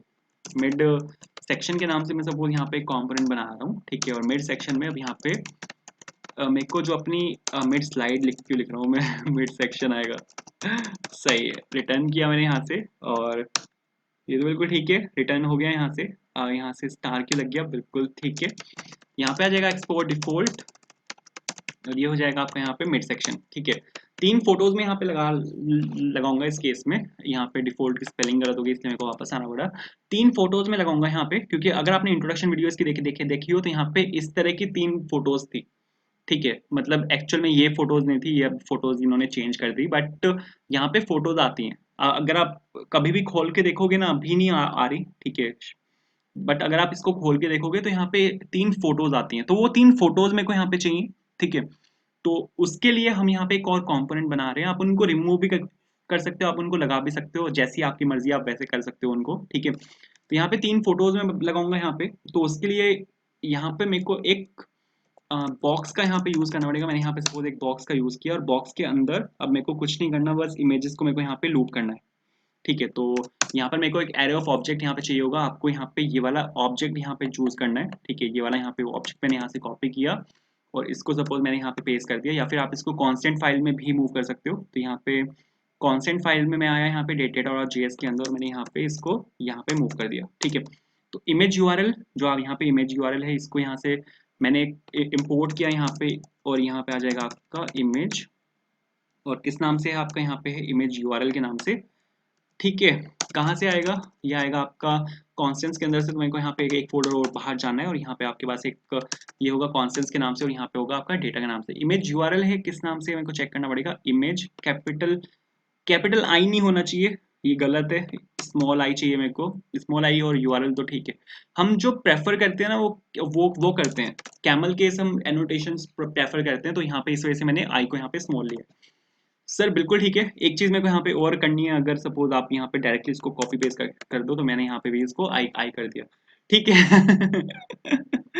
परफेक्ट है। अब मेरे को यहाँ पे क्या करना है, इमेज यूआरएल को मेरे को यहाँ पे अब लोड करना है। मैंने यहाँ पे इमेज यूआरएल डॉट मैप किया, ठीक है, और यहाँ पे आपकी इमेज आ जाएगी। और इमेज के बाद अब आप यहाँ पे डायरेक्टली जो आपकी इमेज है imgsrc इज इक्वल्स टू, और यहाँ पे आप डायरेक्टली इमेज को डाल सकते हो, ठीक है, क्योंकि इमेज जो है वो यहाँ पे एक प्रॉपर एरे है। एरे के अंदर यहाँ पे मेरे पास सभी इमेजेस हैं, तो एरे को आप यहाँ पे लूप कर रहे हो, ऑल्ट करके सपोज मैंने यहाँ पे इमेज लिखा और बिल्कुल परफेक्ट है। तो चला के अगर मैं आपको यहाँ पे दिखाऊंगा तो बिल्कुल सही चलेगा। सबसे पहले मेरे को यहाँ पे इसको इंपोर्ट करना पड़ेगा। कहाँ पे इंपोर्ट करना है, होम के अंदर मेरे को यहाँ पे इसको इंपोर्ट करना पड़ेगा, और यहाँ पे मेरे को इंपोर्ट करना है मिड सेक्शन को। कहाँ से आएगा, ये आएगा आपका यहाँ पे सेम फोल्डर से, मिड सेक्शन से, और यहाँ पे डील ऑफ द डे के बाद आप यहाँ पे जो आपका मिड सेक्शन है वो आप यहाँ पे डाल सकते हो बेहिचक, ठीक है। तो मिड सेक्शन मैंने यहाँ पे डाला। चला के अगर मैं आपको यहाँ पे दिखाऊँ, ये बोल रहा है image URL imported as image URL was not found in this. क्यों भाई, ऐसा क्या हुआ? Image export, oh sorry sorry my bad, यहाँ पे आपको एक्सपोर्ट लगाना पड़ेगा। बिना एक्सपोर्ट के नहीं नहीं चलेगा। यहाँ पे मैं लिख देता हूँ एक्सपोर्ट, अगर आप कुछ ब्लाइंडली कॉपी पेस्ट मार दो। तो मैंने यहाँ पे एक्सपोर्ट लिखा, तो बिल्कुल ठीक ठीक है। चला के अगर मैं आपको यहाँ पे दिखाऊँ, box is not defined bro, चलाने की लगी हुई है मेरे को। इंपोर्ट मैंने कुछ किया नहीं। तो यहाँ पे सपोज मैंने इंपोर्ट किया, बॉक्स को मैंने यहाँ पे इंपोर्ट किया। कहाँ से आएगा, आएगा आपका MUI मटेरियल में से। चला के अगर दिखाता हूँ मैं आपको, तो यहाँ पे मेरे पास 3 इमेजेस आनी चाहिए। अरे ब्रो 3 इमेजेस आनी चाहिए थी, क्या हुआ? हाँ, रिफ्रेश हुआ है शायद। वो तीनों इमेजेस मेरे पास यहाँ पर आ चुके हैं। आप यहाँ पे देखो, तीनों इमेजेस मेरे पास यहाँ पे आ चुके हैं। वो मेरे को पता है, मेरे को इनकी CSS को यहाँ पे चेंज करना है, बट इमेजेस मेरे पास यहाँ पे आ चुकी हैं, ठीक है। सबसे पहले पहले तो इसकी जो सबसे पहले तो इसकी जो स्टाइलिंग करके यहाँ पे इसकी जो विड्थ है उसको मैं यहाँ पे डाल रहा हूँ 100%। तो मैंने यहाँ पे इसकी जो विड्थ है वो मैंने यहाँ पे डाली 100%, ठीक है। 100% विड्थ के साथ ये यहाँ पे बिल्कुल परफेक्टली फुल स्क्रीन पे आएगा। अब आप यहाँ पे एक काम कर सकते हो, अब आप यहाँ पे पेरेंट जो आपका डिव है उसमें आप यहाँ पे डिस्प्ले फ्लेक्स डाल दोगे तो ये बिल्कुल परफेक्ट चलेगा, ठीक है। तो अगर आपको मैं यहाँ पे स्टाइल टैग के साथ डिस्प्ले फ्लेक्स डाल दूँ, मैंने यहाँ पे लिखा स्टाइल और डिस्प्ले, और सपोज मैंने यहाँ पे लिखा फ्लेक्स, ठीक है। अरे ये वाई खा गया मैं, परफेक्ट। तो अरे ब्रो ये क्यों खुल जाता है बार बार? तो डिस्प्ले फ्लेक्स मैंने यहाँ पे लिखा, ये एक लाइन में आ चुका है, बट ये इससे स्क्रीन से बाहर निकल गया। हम यहाँ पे एक चीज का यूज कर सकते हैं, क्योंकि अभी हमारी एप्लीकेशन रिस्पॉन्सिव नहीं है। अभी मैंने इसको रिस्पॉन्सिव बनाने की तैयारी नहीं करी, मतलब ठीक है, इसको अभी अपनी एप्लीकेशन को रिस्पॉन्सिव भी बनाना है। अभी ये बिल्कुल भी रिस्पॉन्सिव नहीं है, तो यहाँ से स्टार्ट करते हैं रिस्पॉन्सिव बनाना। अब मैं यहाँ पे यूज करने वाला हूँ ग्रिड कंपोनेंट का। ग्रिड कंपोनेंट मटेरियल यूआई का एक कंपोनेंट है जिससे आप अपनी एप्लीकेशन को रिस्पॉन्सिव बना सकते हो। तो अगर मैं आपको यहाँ पे सर्च पे क्लिक करके अगर मैं आपको यहाँ पे ग्रिड कंपोनेंट दिखाऊँ, तो ग्रिड कंपोनेंट की हेल्प से आप अपने किसी भी कंपोनेंट को रिस्पॉन्सिव बना सकते हो, ठीक है। ग्रिड यहाँ पे मटेरियल यूआई का एक कंपोनेंट है जो यूज होता है रिस्पॉन्सिव लेआउट्स के लिए। अगर आपको स्क्रीन साइज और ओरिएंटेशन के हिसाब से अगर आपको अपनी एलिमेंट्स को अलाइन करना है स्क्रीन पे, तो आप यहाँ पे ग्रिड का यूज कर सकते हो। ग्रिड बिल्कुल सेम वर्क करता है जैसे बूटस्ट्रैप वर्क करता है। बूटस्ट्रैप में हमारे पास कुछ चीजें होती हैं, जैसे LG होता है, LG SM XS XL, ठीक है, ये सब कुछ होता है, वो सब हम यहाँ पे भी पास कर सकते हैं। आप यहाँ पे देखो, जो अगर आप बूटस्ट्रैप के बेसिक्स पे जाओगे तो वहाँ पे जो स्क्रीन होती है वो 12 हिस्सों में डिवाइडेड होती है, और आप वहाँ पे एक्चुअल में मेंशन करते थे कि आपको कौन सा एलिमेंट कितनी स्क्रीन पे चाहिए, ठीक है। तो जैसे यहाँ पे फुल स्क्रीन जो है वो यहाँ पे 12 हिस्सों में डिवाइडेड है। एक्स्ट्रा स्मॉल स्क्रीन पे ये इनको 8 हिस्सों में चाहिए, और एक्स्ट्रा स्मॉल स्क्रीन पे ये इनको 4 हिस्सों में चाहिए। तो इन्होंने यहाँ पे इसको ऐसे लिखा हुआ है।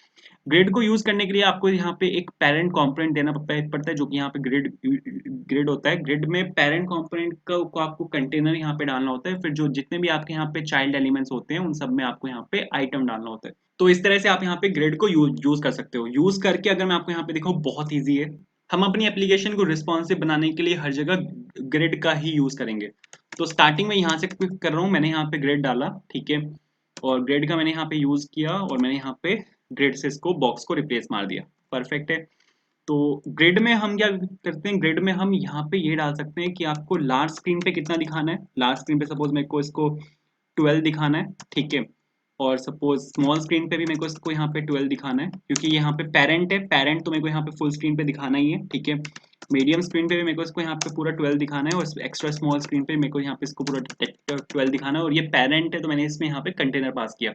अब ये यहाँ पे मेरा चाइल्ड है, चाइल्ड में मेरे को यहाँ पे इसको रैप करना पड़ेगा ग्रिड से, ठीक है, क्योंकि मैंने आपको बताया था वहाँ पे हमारे जो चाइल्ड्स होते हैं वो यहाँ पे आइटम होते हैं, तो आपको यहाँ पे ग्रिड यहाँ पर भी डालना पड़ेगा। यहाँ पे मैंने ग्रिड डाला, और ये वाला जो ग्रिड होता है वो आपका आइटम होता है, तो मैंने यहाँ पे आइटम डाला। अब आपकी जो पूरी स्क्रीन होती है वो 12 हिस्सों में डिवाइडेड होती है। तो अगर मेरे को एक स्क्रीन पे 3 कंपोनेंट दिखाने हैं तो मेरे को उसको एक को 4 का स्पेस देना पड़ेगा। तो लार्ज स्क्रीन पे 4, मीडियम स्क्रीन पे 4, ठीक है, एंड स्मॉल स्क्रीन पे मेरे को यहाँ पे कितना दिखाना है, सपोज 12। स्मॉल स्क्रीन पे मैं चाहता हूँ एक के नीचे एक आए, तो मैंने यहाँ पे 12 लिखा, और एक्स्ट्रा स्मॉल स्क्रीन पे मैं चाहता हूँ एक के नीचे एक आए, तो मैंने यहाँ पे 12 लिखा। चला के अगर मैं आपको यहाँ पे दिखाऊंगा ना, बिल्कुल परफेक्ट चलेगा। आप अगर यहाँ पे देखोगे तो यहाँ पे अगर आप देखो बिल्कुल परफेक्ट चल रहा है। तो ये जो यहाँ पे अलाइनमेंट है, ये यहाँ पे बिल्कुल परफेक्टली यहाँ पे हो चुकी है, ठीक है।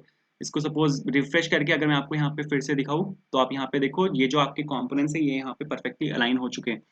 मेरे को थोड़ा सा स्पेस चाहिए ऊपर से यहाँ पे बिल्कुल भी स्पेस नहीं है, ठीक है। तो यहाँ पे मेरे को यहाँ पे स्टाइल्ड कंपोनेंट का यहाँ पे यूज करना पड़ेगा। मैंने इसको यहाँ पे लिखा स्टाइल्ड, और स्टाइल्ड कंपोनेंट्स की हेल्प से मेरे को यहाँ पे लिखना है कॉन्स्ट, क्या नाम ले सपोज रैपर ले रहा हूँ मैं, क्योंकि वो एक्चुअल में रैपर ये स्टाइल्ड मैंने यहाँ पे लिया, और मेरे को ग्रिड के ऊपर अब यहाँ पे लगाना है।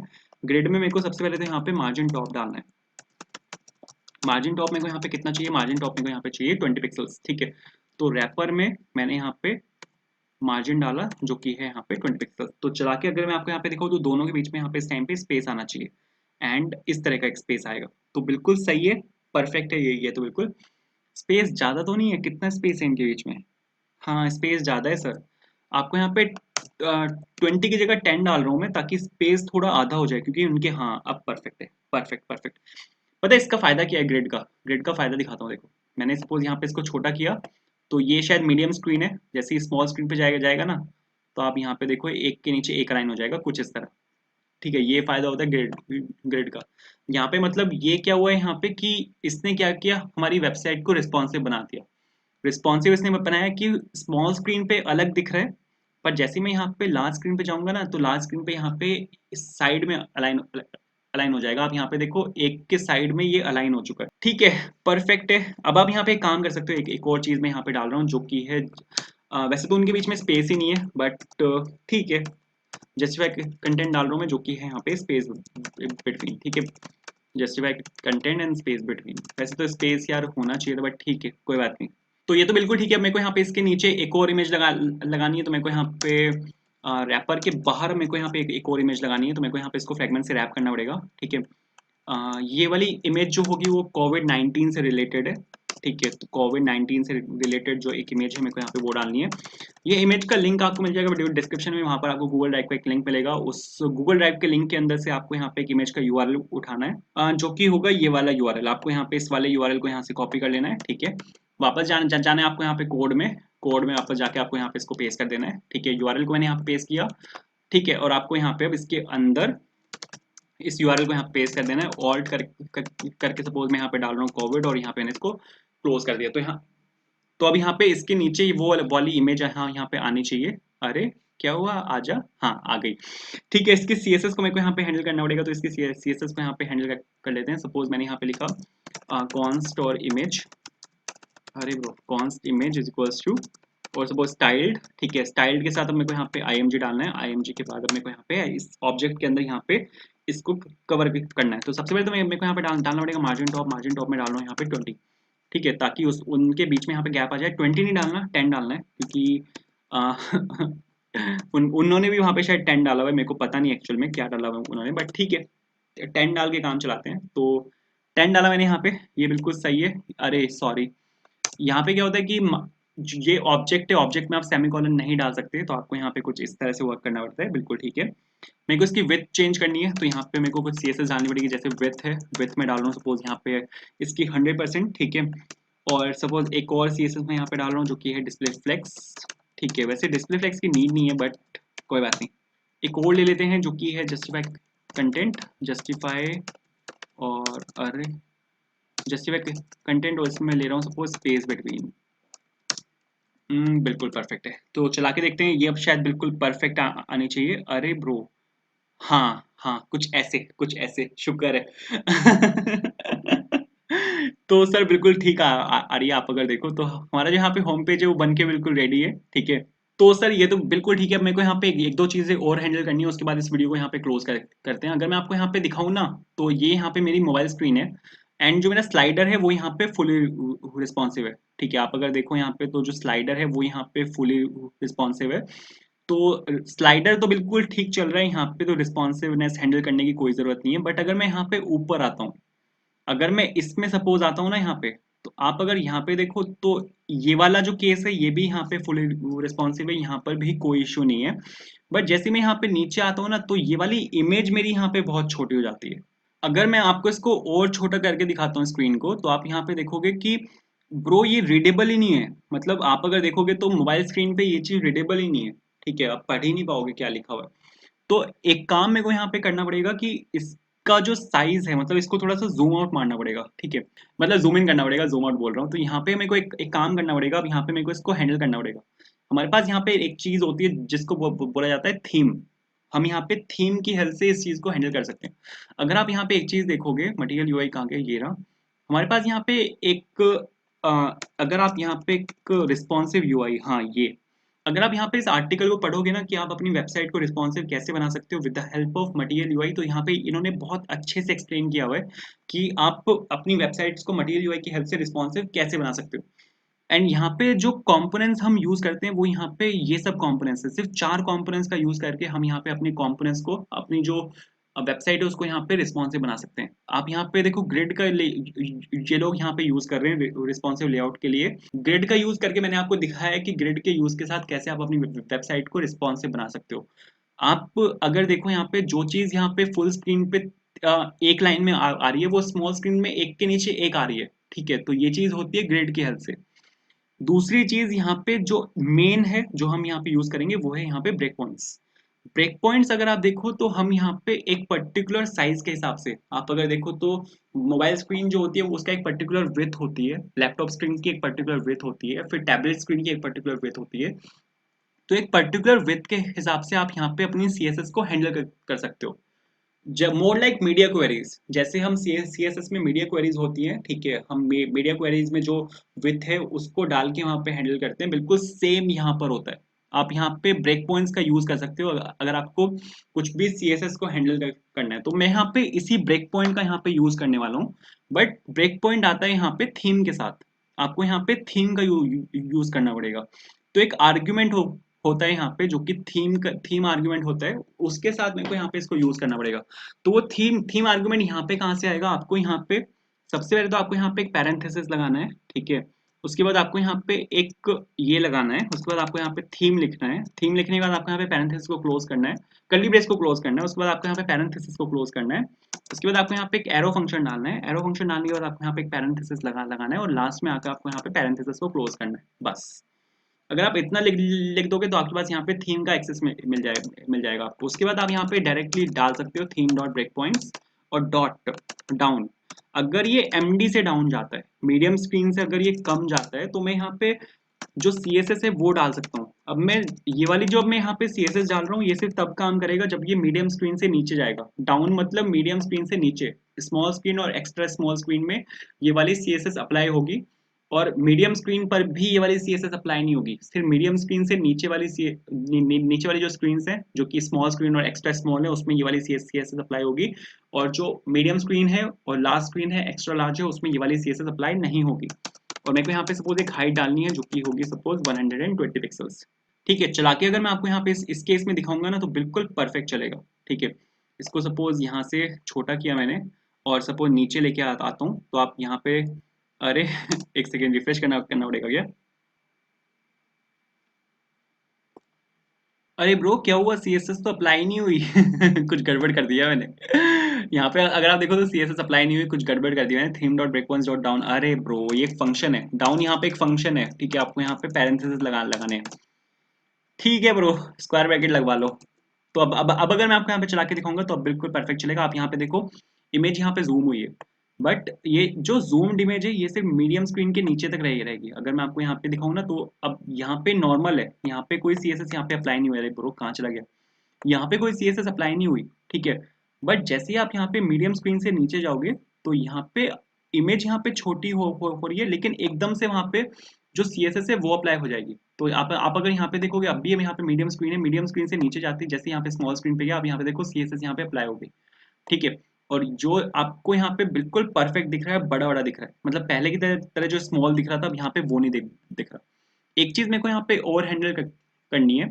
आप अगर यहाँ पे देखो तो इसमें ना तो यही दिख रहा, ना ये स्लाइड ही दिख रही। ब्रो या तो एडवर्टीजमेंट ही दिखा लो या फिर ये स्लाइड ही दिखा लो, ठीक है। तो यहाँ पे हम एक काम कर सकते हैं कि यहाँ पे जो ये वाला केस है, यहाँ पर जो सर ये वाला केस है ना, मतलब स्मॉल स्क्रीन पे जाते ही हम यहाँ पे इसको हाइड कर सकते हैं। मतलब मैं क्या बोलना चाहता हूँ कि जैसे ये यहाँ पे स्मॉल स्क्रीन पे आए तो सिर्फ यहाँ पे ये दिखे, ऐड यहाँ पे दिखे ही ना स्मॉल स्क्रीन पे। तो मेरे को यहाँ पे ऐसा कुछ करना है। तो ऐसा कुछ करने के लिए आपको यहाँ पे वापस जाना पड़ेगा मिड स्लाइड के अंदर, और मिड स्लाइड के अंदर अब यहाँ पे मेरे को थीम डॉट ब्रेक पॉइंट्स का यहाँ पे यूज करना है। तो थीम डॉट ब्रेक पॉइंट्स का यूज करने के लिए आपको यहाँ पे सबसे पहले तो अब इसको चेंज करना पड़ेगा, इसको टेम्पलेट स्ट्रिंग से आपको यहाँ पे हटाना पड़ेगा। आपको यहाँ पे वापस ऑब्जेक्ट्स डालने पड़ेंगे। तो मैंने यहाँ पे ये ऑब्जेक्ट लिया, एक बार और लिया, यहाँ पे मैंने थीम डाली, सपोज थीम डालने के बाद आपको यहाँ पे इसको क्लोज करना है, यहाँ पे एरो फंक्शन लगाना है। एरो फंक्शन लगाने के बाद आपको यहाँ पे ये डालना है, एंड यहाँ पे ये भी लेना है, यहाँ पे आपको इसको ऐसे क्लोज कर देना है, बिल्कुल सही है। वो आपको यहाँ पे ऐसे ये डालना पड़ेगा। अब जो आपको CSS यहाँ पे हैंडल करनी पड़ेगी वो एक ऑब्जेक्ट के थ्रू करनी पड़ेगी, ठीक है। ऑब्जेक्ट में क्या होता है, सेमीकोलन सबसे पहले तो वर्क नहीं करेगा, और आपको जो जितनी भी आपकी स्ट्रिंग्स हैं वो सब आपको यहाँ पे इसके अंदर डालनी पड़ेंगी, ठीक है। PX आप हटा सकते हो ऑब्जेक्ट के अंदर, फर्क नहीं पड़ता। और यहाँ पे जो एनोटेशन होती है वो आपकी कैमल केस होती है, ठीक है। तो आपको यहाँ पे कैमल केस करना पड़ेगा, आपको हर उसके साथ कॉमा लगाना पड़ेगा, ठीक है। PX आप हटा सकते हो, PX से फर्क नहीं पड़ेगा। हाइफन बेस आपको हटाना पड़ेगा। अगर कहीं पे परसेंट आया हुआ है तो आपको यहाँ पे उसको एक स्ट्रिंग के अंदर डालना पड़ेगा। टेक्स्ट लाइन के बीच में हाइफन हटाना पड़ेगा, हाइफन आप यहाँ पे नहीं डाल सकते, ये एक स्ट्रिंग है, आपको यहाँ पे इसको ऐसे डालना पड़ेगा। तो मैंने यहाँ पे क्या किया, जो मैंने CSS डाली हुई थी एक ऑब्जेक्ट के साथ, एक टेम्पलेट स्ट्रिंग के साथ, उसको मैंने यहाँ पे चेंज कर दिया एक ऑब्जेक्ट में। अब मैं यहाँ पे बिल्कुल परफेक्टली डाल सकता हूँ थीम डॉट ब्रेक पॉइंट्स, ठीक है। Theme dot break points dot down मैंने यहाँ पे लिखा, एक फंक्शन का मैंने यहाँ पे यूज किया, और मीडियम स्क्रीन से अगर ये छोटा होता है, जैसे ये मीडियम स्क्रीन से नीचे जाएगा तो मेरे को यहाँ पे इसको डिस्प्ले नन कर देना है, ठीक है। जैसे ही वो मीडियम स्क्रीन से नीचे जाएगा, मेरे को यहाँ पे जो राइट वाला कंपोनेंट है, राइट वाला कंपोनेंट यहाँ पे जो मेरा इमेज वाला कंपोनेंट है जो ऐड है एक्चुअल में, उसको मेरे को यहाँ पे डिस्प्ले हाइड कर देना है, उसको मेरे को यहाँ पे डिस्प्ले नन कर देना है। तो अब अगर मैं आपको यहाँ पे चला के दिखाऊंगा तो बिल्कुल परफेक्ट चल रहा है।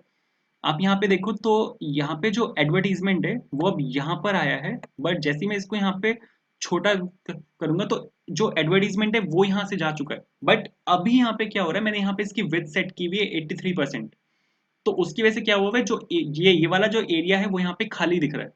तो अब मेरे को यहाँ पे क्या करना पड़ेगा, जो मेरे यहाँ पे लेफ्ट कंपोनेंट है इसमें मेरे को यहाँ पे उसकी विड्थ को वापस 100% करना पड़ेगा स्मॉल स्क्रीन पे। तो मैंने सपोज यहाँ पे थीम डाला, थीम डालने के बाद मैंने यहाँ पे एक एरो फंक्शन डाला, और यहाँ पे ये डाला, इसको यहाँ से हटाया, ठीक है। आपको यहाँ पे कॉमा लगाना पड़ेगा और इसको यहाँ पे एक स्ट्रिंग के अंदर डालना पड़ेगा, बिल्कुल सही है। और अब आप यहाँ पे लिख सकते हो, इसको सबसे पहले तो यहाँ पे लाके क्लोज करते हैं। मैंने सपोज यहाँ पे लिखा थीम डॉट, आप यहाँ पे यूज कर सकते हो ब्रेक पॉइंट्स का, और डॉट डाउन, जैसे ही वो MD से नीचे जाए, ठीक है, उस केस में मेरे को यहाँ पे विड्थ को कर देना है आपकी 100%, ठीक है। बिल्कुल सही है। चला के अगर मैं आपको यहाँ पे दिखाऊंगा बिल्कुल परफेक्ट चलेगा। आप यहाँ पे देखो बिल्कुल परफेक्ट चल रहा है। बट जैसे ही मैं यहाँ पे लार्ज स्क्रीन पे आऊंगा, आपको यहाँ पे जो एडवर्टीजमेंट है वो यहाँ पे आना शुरू हो जाएगा। अरे कहाँ गया? आप यहाँ पे देखो लास्ट स्क्रीन पे आती है जो आपका एडवर्टीजमेंट है वो यहाँ पे आना स्टार्ट हो चुका है। बट जैसे ही आप यहाँ पे स्मॉल स्क्रीन पे जाओगे ना, तो स्मॉल स्क्रीन पे जो एडवर्टीजमेंट है वो यहाँ पे गायब हो जाएगा, ठीक है। तो ये चीज आपकी यहाँ पे फुल्ली रिस्पॉन्सिव हो चुकी है, ये चीज अब आपकी यहाँ पे फुली रिस्पॉन्सिव हो चुकी है। स्लाइडर से नीचे वाला पार्ट, स्लाइडर से जो ऊपर वाला पार्ट है वो अब भी रिस्पॉन्सिव नहीं है, उसको भी देख लेते हैं। यहाँ पे बैनर के अंदर मेरे को यहाँ पे जाना पड़ेगा। अब यहाँ पे क्या हो रहा है, बैनर के अंदर मैंने यहाँ पे एक हाइट मेंशन की हुई है जो कि है यहाँ पे 280, बट यहाँ पे स्मॉल स्क्रीन पे जाते ही अब यहाँ पे क्या हो रहा है, हाइट ज्यादा हो गई और जो विड्थ है वो कम हो रही है। अब यहाँ पे उसकी वजह से यहाँ पे क्या हो रहा है कि इमेज यहाँ पे ऐसा लग रहा है कि एकदम फट गई है, बट इमेज यहाँ पे फटी नहीं है, ठीक है। इमेज यहाँ पे ऐसी ही है।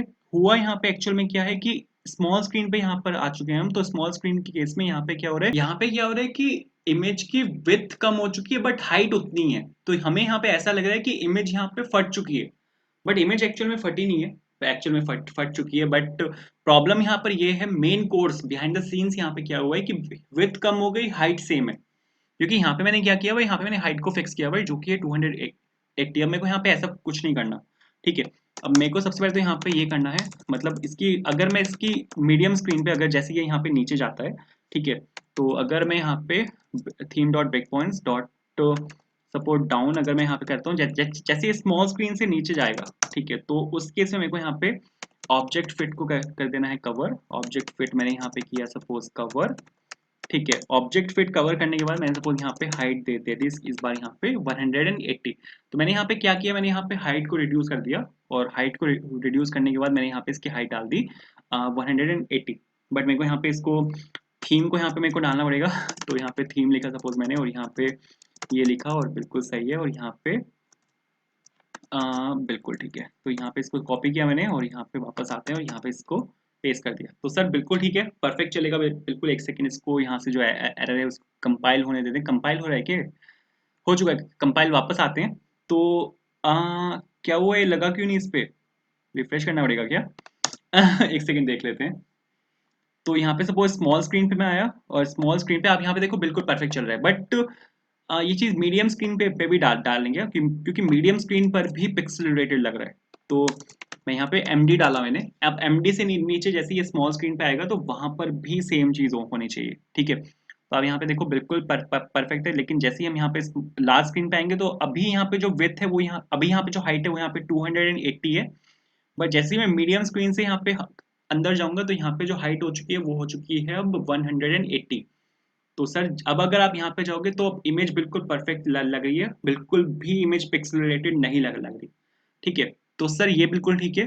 अब मैं इसमें भी हम चेंज कर सकते हैं। यहाँ पर अगर आप अगर देखो स्मॉल लार्ज स्क्रीन पे अगर आप यहाँ पे जाते हो तब तो ये बिल्कुल ठीक है, ठीक है। बट अगर आप इससे नीचे आओगे ना, तो ये बिगड़ जाता है। अब यहाँ पे क्या प्रॉब्लम है, यहाँ पे अगर आप देखो तो ये काफी सारा यहाँ पे एम्प्टी स्पेस है। अगर मैं एम्प्टी स्पेस को यहाँ से खत्म कर दूं, तो ये लेफ्ट में शिफ्ट हो जाएगा, तो काफी सारे एलिमेंट्स हमारे यहाँ पे स्क्रीन में आ जाएंगे। तो ये हम कर सकते हैं। यहाँ पे आपको जाना है कहाँ पे, नैप बार के अंदर। नैप बार के अंदर अगर आप देखो यहाँ पे, तो मैंने यहाँ पे मार्जिन दिया हुआ है। यहाँ पे मैंने ये मार्जिन दिया हुआ है ऊपर नीचे हर जगह से, ठीक है। अगर मैं इस मार्जिन को यहाँ से हटा दूं तो ये बिल्कुल सही चलेगा। बट मेरे को मार्जिन को सिर्फ यहाँ पे जो स्मॉल स्क्रीन है वहां से हटाना है। तो मैंने यहाँ पे लिया सपोज थीम, और थीम के बाद यहाँ पे मैंने सपोज ये लिया। वापस आते हैं और यहाँ पे मैंने इसको पेस्ट किया, ठीक है। मेरे को इस पूरे को यहाँ पे चेंज करना पड़ेगा। तो सपोज मैंने यहाँ पे डिस्प्ले फ्लेक्स को मैंने यहाँ पे कॉमा लगाना पड़ेगा आपको यहाँ पे, और मार्जिन में आपको यहाँ पे ये सब कुछ डालना पड़ेगा, बिल्कुल ठीक है। और सपोज जस्टिफाई कंटेंट में आपको यहाँ पे स्पेस बिटवीन को आपको यहाँ पे स्ट्रिंग के अंदर लेना पड़ेगा। हाइफन बेस नहीं होता है यहाँ पे, आपको यहाँ पे कैमल केस डालना पड़ेगा, बिल्कुल ठीक है। अब इसके बाद हम यहाँ पे एक काम कर सकते हैं। मेरे को यहाँ पे डालना है उसके बाद थीम डॉट, और यहाँ पे आप डाल सकते हो ब्रेक पॉइंट्स, ठीक है। मैंने यहाँ पे डाला suppose theme dot break points और डॉट डाउन। और जैसे ये लार्ज स्क्रीन से नीचे जाए, क्योंकि ये वाली जो प्रॉब्लम है वो स्मॉल स्क्रीन में भी एग्जिस्ट करती है। तो यहाँ पे मैंने मार्जिन 0 कर दिया, ठीक है।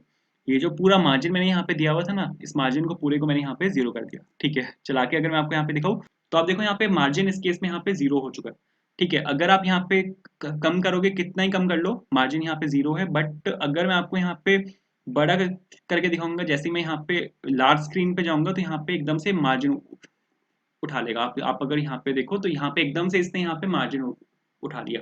लेफ्ट और राइट से यहाँ पे मार्जिन आ चुका है। बट जैसे ही मैं यहाँ पे थोड़ा सा नीचे वाली स्क्रीन पे जाऊंगा, तो यहाँ पे मार्जिन कम हो चुका है। अब आपका यहाँ पे सवाल होगा कि अगर हम यहाँ पे इसको कम करते हैं, तो यहाँ पे इससे राइट वाले एलिमेंट्स नहीं दिख रहे। जैसे होम से जो राइट वाला एलिमेंट्स है, अप्लायंसेस है, ट्रैवल है, वो नहीं दिख रहे। तो अगर आप एक्चुअल फ्लिपकार्ट की इम्प्लीमेंटेशन देखो ना, तो इनकी इम्प्लीमेंटेशन भी ऐसी है। आप यहाँ पे देखो, होम के जो राइट वाले एलिमेंट्स हैं वो आपको दिखेंगे ही नहीं। आपको यहाँ पे अप्लायंस नहीं दिख रहे, ट्रैवल नहीं दिख रहा, आपको यहाँ पे कुछ भी नहीं दिख रहा। और बिल्कुल सेम यहाँ पे मैंने रखा है। होम के जो राइट वाला है वो आपको यहाँ पे दिख ही नहीं रहे, ठीक है। तो अगर आपको बिल्कुल सेम रखना है, तो आप ऐसे डाल सकते हो, या फिर आप यहाँ पे एक प्रॉपर्टी होती है, एक CSS प्रॉपर्टी होती है, वो आप यहाँ पे डाल सकते हो, जो कि होती है ओवरफ्लो। ओवरफ्लो को आप यहाँ पे ओवरले डालोगे तो ये वर्क कर जाएगा। तो मैंने यहाँ पे ओवरफ्लो को मैंने यहाँ पे ओवरले डाला, तो ये क्या करेगा, अब यहाँ पे एक स्क्रॉल बार दे देगा आपको, स्क्रॉल बार से आप यहाँ पे स्वाइप कर सकते हो, मतलब स्लाइड कर सकते हो। बट अगर ये सपोज सब कुछ यहाँ पे स्क्रीन में है तो उस केस में यहाँ पे स्क्रॉल बार नहीं आएगा। तो आप देखो यहाँ पे सब कुछ यहाँ पे इस केस में स्क्रीन में है, तो यहाँ पे इस केस में स्क्रॉल बार नहीं आया, बट जैसे ही आप यहाँ पे नीचे आओगे तो आपके पास यहाँ पे स्क्रॉल बार आपको यहाँ पे देखने को मिलेगा। ठीक है, अगर आपको एक्चुअल फ्लिपकार्ट वाली इंप्लीमेंटेशन डालनी है तो यहाँ पे स्क्रॉल बार को आप यहाँ से हटा भी सकते हो, फर्क नहीं पड़ता। ठीक है, तो सर बिल्कुल ठीक है। कुछ स्मॉल स्क्रीन पे ले लेते हैं, बिल्कुल ठीक है। बट जैसे मैंने यहाँ पे इसको स्मॉल स्क्रीन पे लिया ना, अब यहाँ पे एक प्रॉब्लम है। प्रॉब्लम यहाँ पर ये है कि यहाँ पे राइट में एक स्क्रॉल बार आ गया, फुल स्क्रीन पे यहाँ पे एक स्क्रॉल बार आया है। आप यहाँ पे देखो नीचे यहाँ पे एक स्क्रॉल बार है, और वो इसलिए है क्योंकि ये वाला जो एलिमेंट है वो आपको यहाँ पर भी दिख रहा है। तो आप यहाँ पे एक काम कर सकते हो, हम यहाँ पे एक काम कर सकते हैं, हम यहाँ पे डाल सकते हैं ओवरफ्लो, और यहाँ पे हिडन डाल रहा हूँ मैं। अगर आपको स्क्रॉल बार नहीं डालना तो आप यहाँ पे ओवरफ्लो हिडन डाल सकते हो। ओवरफ्लो हिडन मैंने यहाँ पे डाला, तो आप यहाँ पे देखो नीचे से आपको स्क्रॉल बार नहीं है यहाँ पे, तो स्क्रॉल बार जो था वो यहाँ से गायब हो चुका है। तो सर बिल्कुल ठीक है। तो यहाँ पे इस वीडियो को क्लोज करते हैं। आई नो अभी यहाँ पे जो हेडर वाला पार्ट है ये अभी रिस्पॉन्सिव नहीं है, इसको अभी रिस्पॉन्सिव मेरे को बनाना है, बना लेंगे। ठीक है, कोई भी इशू नहीं है, आने वाली वीडियोस में बना लेंगे। ठीक है, तो इस वीडियो में यार बस इतना ही। अगर आपको वीडियो पसंद आई तो यार लाइक करना, चैनल पर अगर आप नए हो सब्सक्राइब करना। आप हमें फॉलो कर सकते हैं टेलीग्राम इंस्टाग्राम पे, वहाँ पर आपको सर्च करना है code for interview. And thank you so much for watching this video. Have a good day.